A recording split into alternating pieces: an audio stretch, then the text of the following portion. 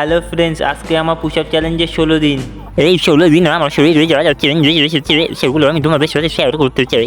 প্রথম দিন তো আমি 100 পুশ আপ করতে পারছিলাম না, আর এখন আমার কাছে 200 পুশ আপ ইজি হয়ে গেছে। আর এখন 200 পুশ আপ করার পরেও মনে হয় যেন এখনও কম হয়ে যাচ্ছে আমার ওয়ার্কআউট। আর আজকে টার্গেট হলো 200 পুশ আপ কমপ্লিট করা। প্রথম 30 র্যাপস কমপ্লিট। 1 মিনিট রেস্টের পর আবার সেট 2 শুরু করে দিলাম 30 র্যাপস।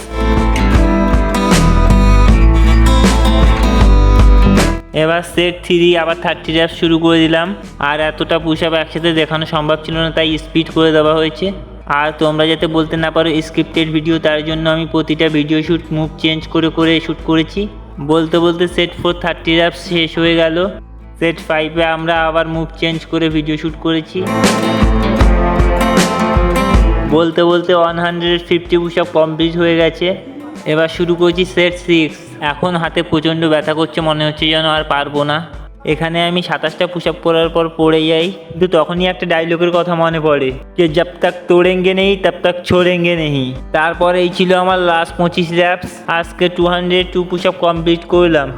তারপরে শুরু করলাম leg workout. Simple squat 15 reps করে 3 সেট করলাম। ওয়েট প্লেন্স স্কোয়াট করলাম 15 র্যাপস করে 3 সেট। আর এই ওয়ার্কআউটটা স্পেশালি বাইসেপস চওড়া করতে খুব সাহায্য করে। তারপরে করলাম 10 র্যাপস দেশি চাপাটে। আর এই ছিল আমার লাস্ট ওয়ার্কআউট। 1 মিনিট হোল্ড করে ঝুলেছিলাম। আজকে মতো এখানেই শেষ। দেখা হবে ডে 17-তে আরও হার্ড চ্যালেঞ্জ নিয়ে। জয় শ্রীকৃষ্ণ, রাধে রাধে।